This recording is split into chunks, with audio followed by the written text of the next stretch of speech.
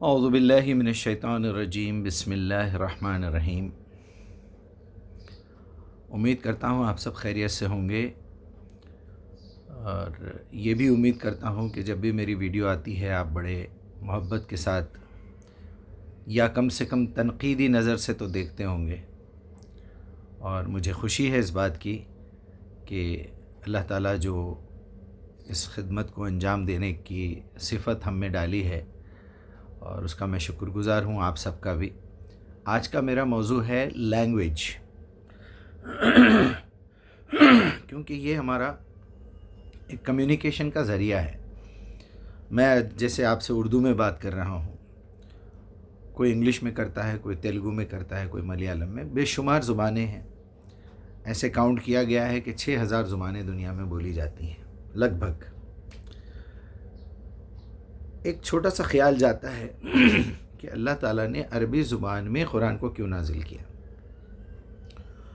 سوچتے سوچتے ایک جگہ جا کے ہم مطمئن ہو جاتے ہیں کہ جب آدم سے بات ہوئی تھی اور آدم کو کچھ کلمات سکھائے تھے، تو ربنا ظلمنا انفسنا وان لم تغفر لنا وترحمنا لنکونن من الخاسرین، یہ اللہ نے آدم کو سکھائے کہ آدم تم اس طرح مجھ سے دعا کرو، تم نے جو غلطی کی ہے۔ پھر آدم کی تخلیق کے بعد روح ڈالنے سے پہلے بھی فرشتوں سے جب بات ہوئی تو اللہ تعالیٰ نے کہا کہ میں نے آدم کو کچھ کلمات سکھائے اور کچھ انفارمیشن، کچھ چیزوں کے نام پوچھے اللہ تعالیٰ نے۔ تو فرشتوں نے کہا کہ نہیں، ہمیں ان چیزوں کے نام نہیں معلوم، یہ باتیں ہم نہیں جانتے، آپ نے جس ڈیوٹی پہ لگایا وہی ڈیوٹی ہم کر رہے ہیں۔ سورج والا فرشتہ، چاند والا فرشتہ، زمین والا فرشتہ، غرض یہ کہ جتنی اللہ تعالیٰ کی یہ مخلوق ہے، ان کے جتنے کام چل رہے ہیں، سب کا ایک فرشتہ ہے۔ وہاں بھی یہی بات ہوئی کہ پھر آدم کو اٹھا کے اللہ نے ان چیزوں کے نام پوچھے تو آدم نے پٹافٹ بتا دیے۔ مطلب ایک شعور والا 30-40 سال کا آدمی اللہ تعالیٰ نے اٹھایا ہے، ایسا لگتا ہے ایک عمر ان کی اتنی ہوگی، پھر انہی سے ایک بیوی بنائی ان کی، یا جو بھی سسٹم رہا ہوگا، تو کچھ بلٹ ان ان کو شعور دے کے، کچھ نالج دے کے اللہ تعالیٰ نے ان کو اٹھایا، اور وہ نالج یقیناً عربی زبان تھی ہوگی، کیونکہ یہ اللہ کی بنائی ہوئی زبان ہے۔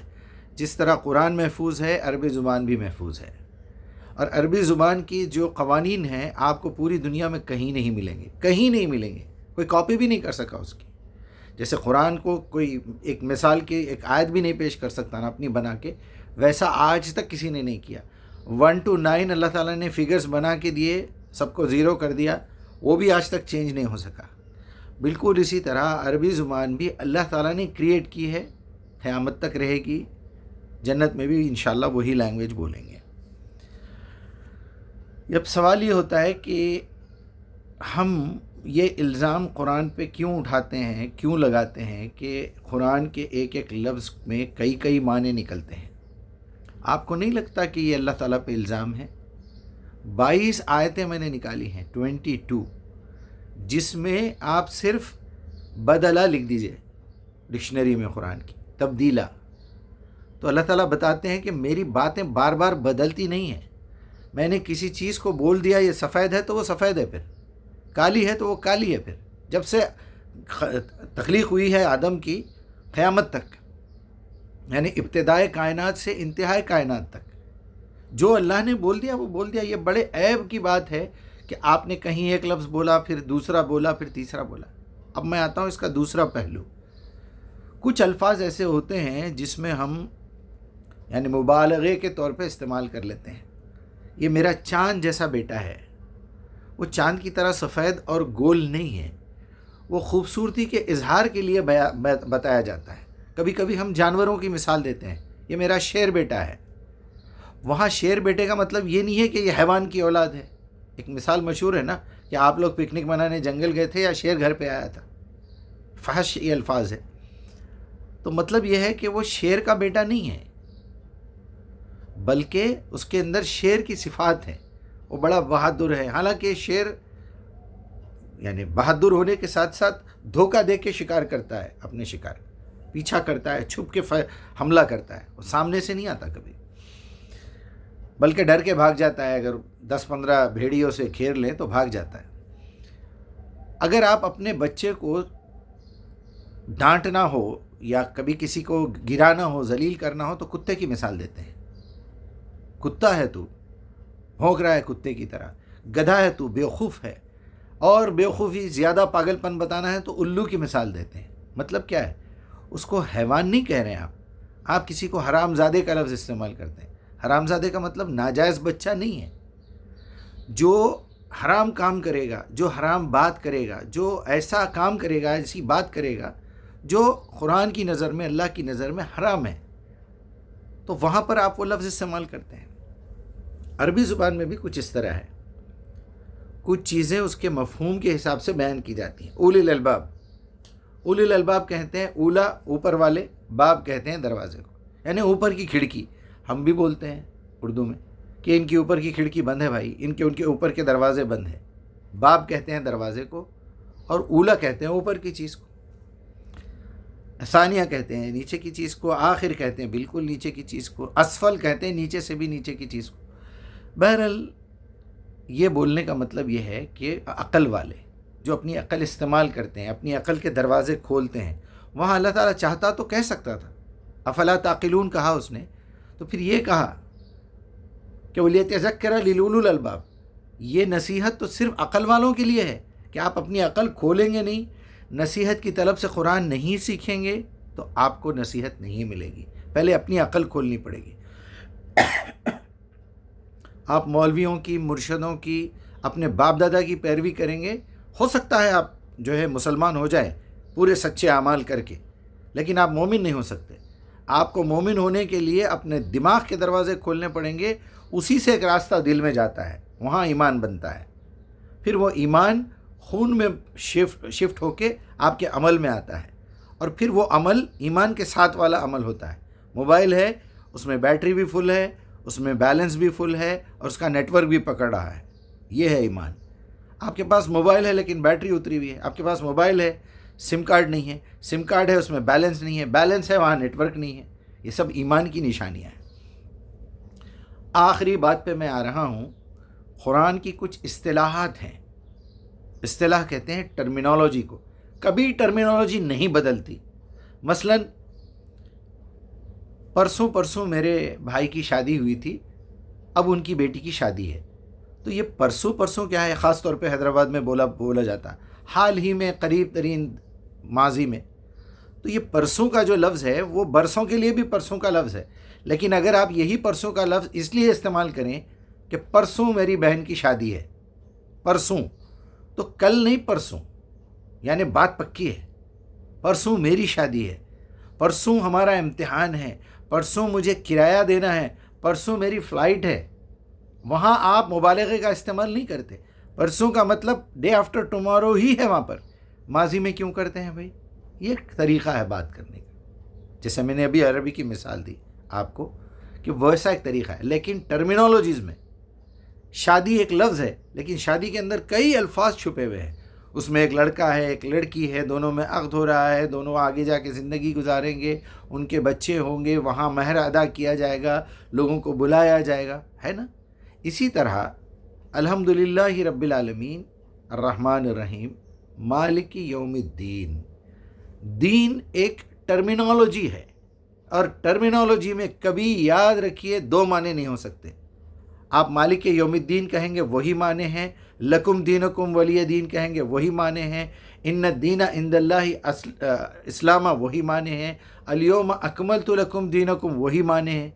آپ دین کے الفاظ 100 150 200 جتنے بھی ہیں قرآن میں نکالیے، آپ کبھی معنی بدلتے ہوئے نہیں دیکھیں. اگر بدل رہے ہیں تو آپ خیانت کر رہے ہیں قرآن کے ساتھ، آپ لوگوں کو گمراہ کر رہے ہیں. اسے کہتے ہیں گمراہی. عبادت کا لفظ ٹرمینالوجی ہے.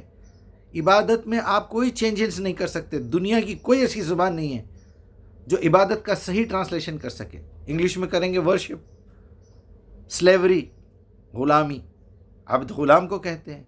لیکن آپ نے کچھ رسم و رواج کو عبادت سمجھ لیا. نماز، روزہ، زکوٰۃ، حج عبادت نہیں ہے.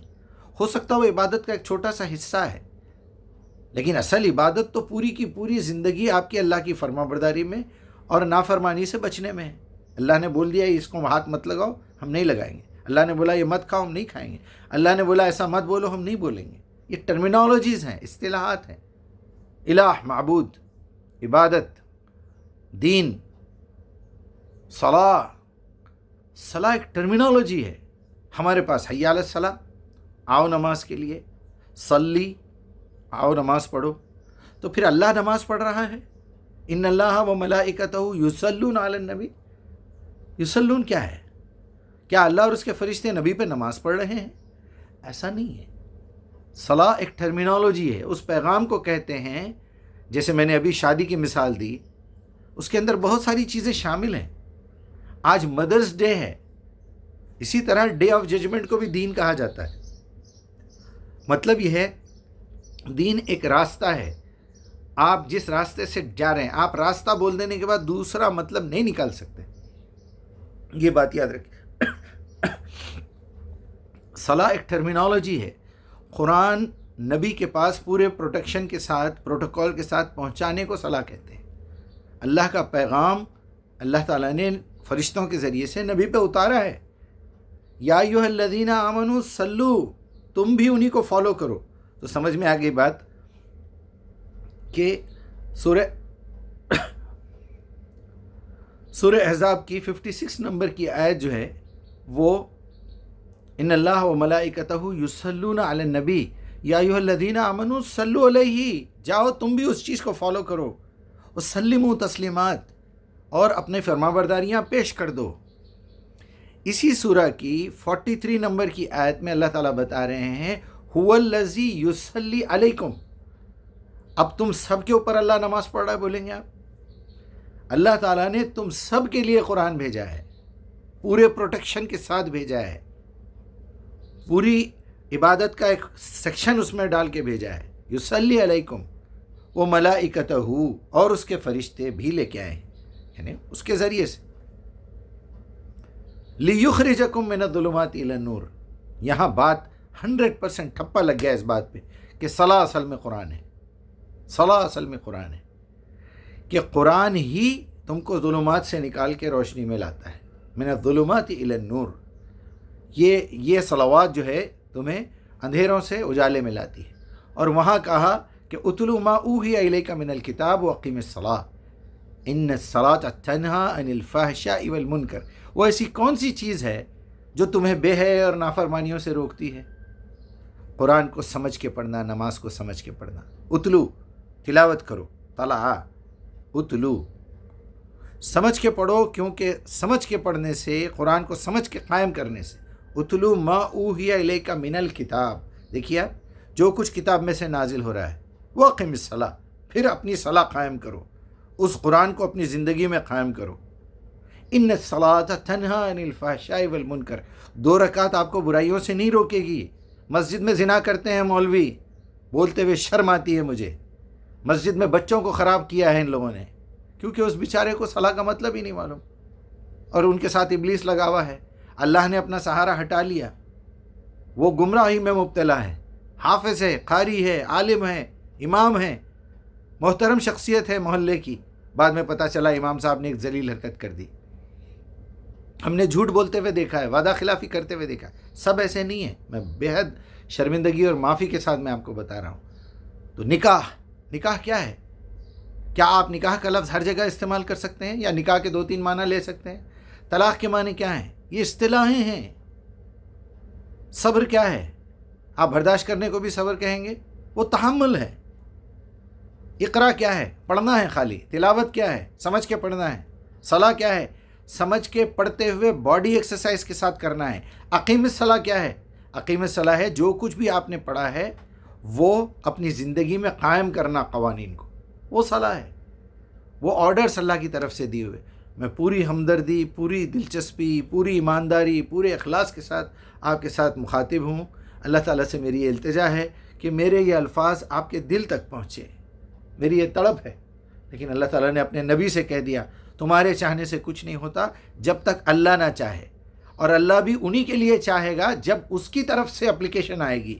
آپ جب تک سمجھ کے اہدنا الصراط المستقیم نہیں بولیں گے، منہ سے ہی نہیں، دل سے، آنکھوں کے آنسوؤں سے جب تک نہیں بولیں گے، آپ کو ہدایت ملنے والی نہیں ہے۔ یاد رکھیے میری بات، ہدایت باپ دادا سے نہیں آتی، ہدایت مرشد کے پاس سے نہیں آتی، ہدایت امیر جماعت سے نہیں آتی، ہدایت آتی ہے تڑپ سے.